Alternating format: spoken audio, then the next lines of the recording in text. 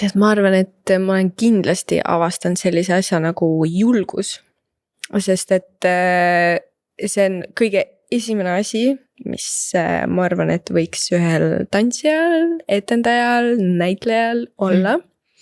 Sest kui me nüüd selle julguse nagu lahti võtame, on ju, siis esiteks on väga palju erinevaid julguse vorme, minu jaoks isiklikult tundub.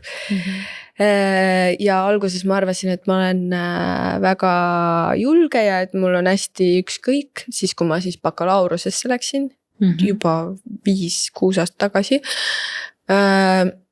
läksin sinna ja ma arvasin, et mis see ikka on ju. Ja siis oled seal tunnis ja sa oled ka ümbritsetud meid, kes oli 18 seal. Ja siis ühest hetkest sa paned tähele, et ta liigub nii hästi. Või et nad kõik liiguvad nii hästi. Ja mina liigun nii halvasti.